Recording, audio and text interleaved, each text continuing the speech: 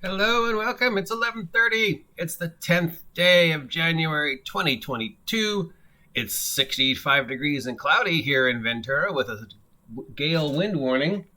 But right now, the sky is clear, the sun is out, and it's kind of nice. Which means, of course, I'm inside talking to you on the computer. And today we have this, I don't know what's going on here. The spider, is this Miles Morales? Spider guy, and he's above another dude. Yeah, anyways.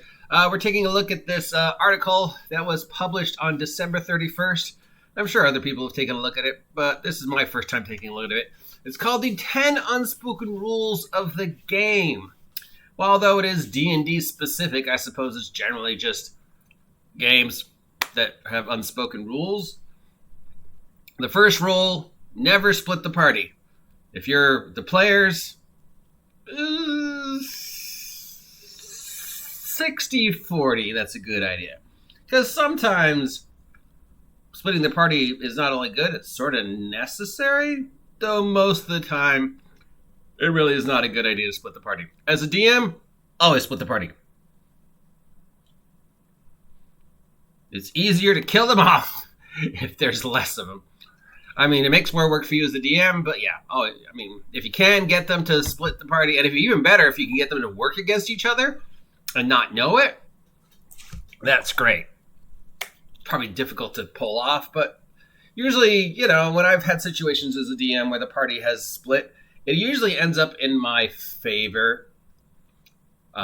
So while it does give me more work to do, yeah, sure. If I have less targets for my bad guys to deal with, of course, the trouble with never split the party is how do you stop side A from knowing what side B is doing and then meta acting on it, even though they're like, oh, there's no way my character could have known that, but I'm going to run over and heal Julie. It's like, how did you know Julie was hurt? She's like over in another room.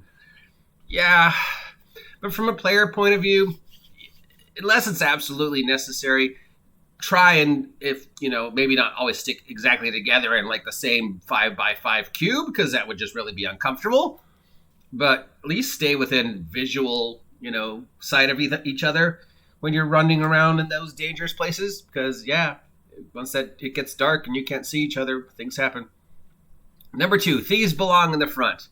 Yes, obviously, if you're if you're outside, you want the tracky, rangery, Batman-y guy, right? Spotting ambushes and quicksand and stuff like that. Sarlacc pits, but if you're inside and someplace you're not supposed to be, then yeah, you probably want somebody whose job it is to go ahead of you, check out, make sure things are safe, check if there's ambushes, check if there's traps, check if there's an alternate path. I know people complained in the past that thieves got more experience points faster in the older editions, but really, don't you want your thief to be at least a little bit higher level to increase the chances that they're going to spot the stuff? Now, obviously, in other games, the idea of the thief going up front, well, in space games and modern games and Old West games, that idea of a rogue might not exist, but there's always somebody who has an enhanced ability to perceive things and spot things and survive things on their own and be all rangery or whatever. And that should be something you take advantage of, because it's always good to know what's around the corner. And if that guy can see what's around the corner without getting in trouble, and that's, what their strong point is, then yeah, they should be able to go off. But you also, going back to the first one, want to know that if the thief gets in trouble, you can reach them quickly enough. So again, that goes back to the first one, never split the party. Number 3, anything said can and will be used. So I don't really get this one. Dungeon might be a fun game to play with a group since it's full of adventures and role play, but it's also extremely dangerous for that exact reason. Even the most innocent jokes or commentary can and will be used against the party, especially by diabolic dungeon masters. Phrases such as "at least it wasn't" or "it can't get any worse" or dangerous. Suggesting a stronger monster, different combat, or nasty chaps are just going to give the DM ideas and should be avoided. I cannot talk today. Must be Monday. As much as possible. As a meme joke, yeah, I get it. As an actual rule of gaming, I mean, hey, if your players give you ideas, great, run with it. As long as it doesn't ruin the story and you can incorporate the idea into the story. But, if somebody says, well, at least it wasn't, a beholder, or at least it wasn't Darth Vader, or at least it wasn't the Joker, you shouldn't just actually go, oh, okay, then your next encounter is going to be with Darth Vader and the Joker and a beholder. It's going to be Darth Vader riding a beholder, carrying the Joker on a leash. Yeah, because that's what you wanted. No, that's silly. Let's face it, the players are their own worst enemy 89 to 90% of the time anyways. So really, who's going to do the most damage to themselves in the party is going to be your players, because they're always going to blow something out of proportion. They're always going to mishear something. They're always going to go on some weird alternative thing that you were like, wait, how did you get that? I never even said there were orcs. Why are you now? If you're good enough, you can run with it, as long as you can fit what's going on in the story to where they're going. And if you're, don't get frustrated and angry if they start, going off the line. But I don't know if I agree with this one. Because, if my players say something, I might meme joke it against them, but I don't think I'm going to go out of the way to go, oh, well, they said at least it wasn't a gelatinous cube, so I'm going to throw a gelatinous cube at them because it is funny. Now, that was kind of silly. The Dungeon Master's word is law. The Dungeon Master is always correct, but the Dungeon Master may or may not be always right, because we make mistakes, So I've talked about that one before. During the game, yes, do not question the Dungeon Master, because it just breaks the immersion. It slows down the game.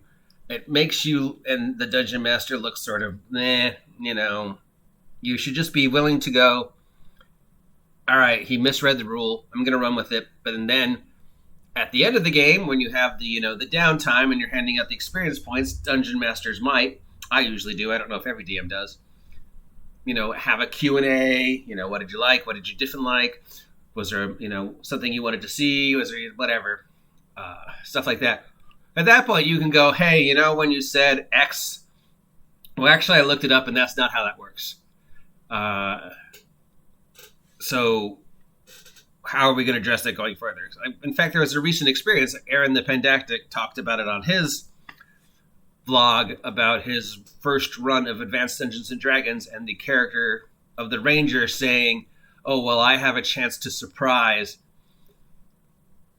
so this combat shouldn't have happened. And, Aaron was on the fence about it, but he said, no, it's going to happen like I said it happened. Because in my mind, it makes sense. I'll go back and look at the ruling later.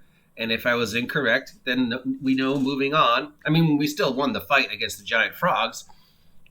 And at no point in time did the ranger actually specifically say he was rangering and moving ahead of us and trying to be silent and trying to use his surprise ability to sneak up on the encounter. We were just sort of sploshing through the swamp, and Lord knows my character was making lots of noise. So, yeah, at the time, the DM's word was law, but then, the DM was big enough to go back and go, all right, now I'm going to look it up. So I don't think the DM's word is law. I think during the game, the DM is always correct, but the DM might not always be right, and if as long as it's something we can approach and have a conversation about, and again, session 0, and go, okay, well, I see how the wording is, but, this is what I said. And I realize I made a mistake, so going forward, yeah, and, I'm sorry that happened, or whatever. So, Dungeon Master's word is law. No, DM's always correct. The DM's not necessarily always right. The party will be lied to. Yes, absolutely. 100%. You should lie to them any chance you get. Mislead them, give them false information, give them half-truths. Don't tell, show, because their minds will fill it in much better than whatever it is you actually happened. If you've ever heard my story about the cow, you know what I mean. Look at this example picture here. We got Miles Morales here clinging to the wall. Somehow, I don't know, is he phasing or whatever, and is about to jump on what looks like Patrick Stewart holding a spear. Now, I could tell you exactly what's going on as a DM, or I could lie to you and tell you what I think you think is going on. Well, this is what you think is going on, you know. I mean, yeah, sure, that's where the dice rolls and stuff come in, but even the dice rolls, unless the questions are very specific, you can still, you know, fudge a truth every now and then and only give them what they ask for. It's like a wish, right? You know, well, you didn't specifically say, so I don't have to specifically tell you. You didn't roll the 15, so I can give you information. It just not might always be right. I know a lot of people do the thing where if you roll the dice and you fail, nothing happens. And if you succeed, something happens, like with skill rolls and stuff like that. I'm kind of more like the light of the idea that if a dice is being rolled, something's going to happen. Otherwise, why bother having them roll it? Just tell them. You know, I search the room. Do I see anything? And I roll a 15.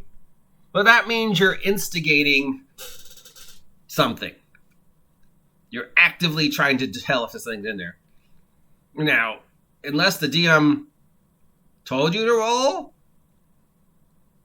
there was probably no reason. But if you think he's hiding something, then you do the roll, and the DM goes, nah, no, there really isn't anything in this rule. But they now think there is, so I'm going to run with it and see how far I can push the fact that he rolled the dice, so he must think there's something in the room.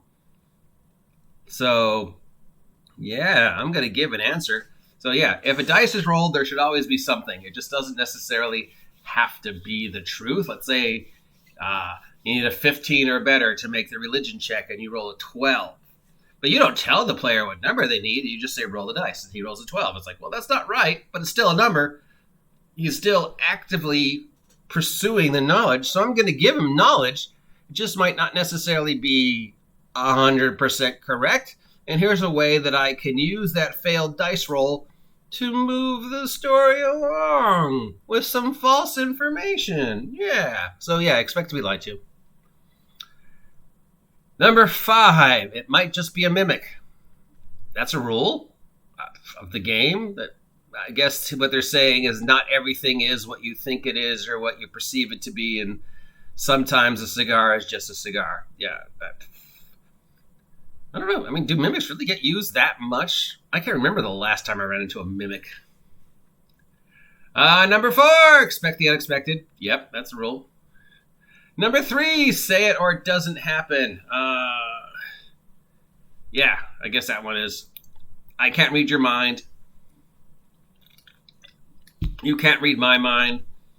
This just happened to me last week where I forgot to say something and they, didn't call me on it, and they were halfway through the combat, and I'm like, but they're like, oh, well, you didn't say that had happily happened. So, and I was like, oh, yeah, I meant to say that was going to happen, but it didn't happen. So you're right. Number 2, the dice giveth and the dice take it away. These are really rules. Who wrote this? Yes, once the randomness factor is activated, stuff's going to happen. Good roll, bad roll. You're pressing the button. You're shaking the 8 ball. You're throwing the dime in the air. You're asking the universe to give you a response. Yes, which means, like I said, if the dice is rolling, I kind of think that means something's going to happen. Otherwise, there was no reason to roll the dice. I would just, I'm walking down the street. There's absolutely no reason to roll the dice. I roll the dice. Okay, you're trying to tell the universe you want something to happen. And that might be a good thing, or it might be a bad thing. So yeah, once the dice are rolling, good things can happen, or bad things can happen. And sometimes the bad things are, good. And sometimes the good things are bad. So, are you sure is code for rethink the last action. So, I guess they're saying, if a DM goes, are you sure you want to do that? That's another iffy one, because I know there are plenty of DMs who don't give you any warning, and there are plenty of DMs who do give you a chance to have a second or even third chance. So yeah, I don't know if that's a rule. I think this is all just sort of somebody's general idea of what they think is important to a game. And yeah, I don't know. I mean, yeah, sure. There are plenty of DMs who will go, take a second to think about it. Maybe you want to check the room. Are you sure you heard what you heard? You think that's a good idea? I mean, it is a 10-foot pit filled with boiling lava. And then there's plenty of other DMs who are like, nope, I'm impartial. That's what he said he was going to do. I'll let him do it, and we'll see what happens. All right, so you jump in the 10-foot pit of lava, and the following happens. So, yeah, each DM is different. Each DM is going to, and then the lava pit guy might one day decide not to give them a warning. Or the guy who usually never gives warnings might someday decide, okay, this is worthy of a warning, because we're flexible. I don't know. I don't really see this one as a rule. Most of these are stupid.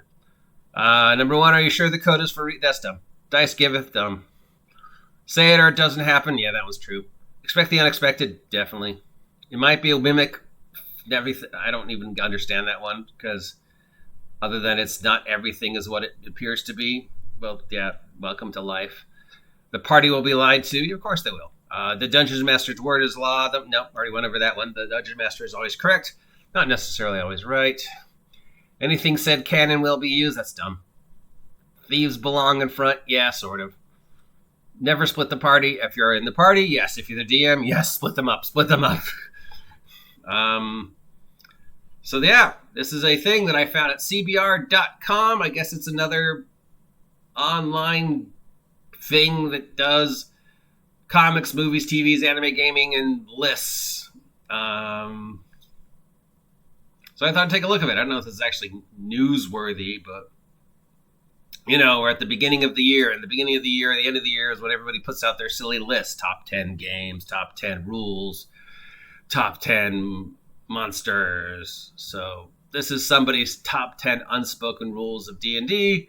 The writer of this article is Victor Coble. It was published on December 31st on cbr.com. What are your unspoken rules of a game? If you have any, let me know. Do you agree or disagree with any of these? Do you have any idea what's going on in this picture? Or Miles Morales coming out of a wall, about to kill Patrick Stewart for some reason? I guess that's what's going on in this picture. I don't know. Why are you beating up on Patrick Stewart? Stop it, Miles. Stop it. Until next time, I'm the OGGM. If you appreciate this content, let me know. If you haven't subscribed yet, please subscribe. Let me know your unspoken/house rules, and we can talk about it another time. Till next time, please subscribe, and I'll talk to you later.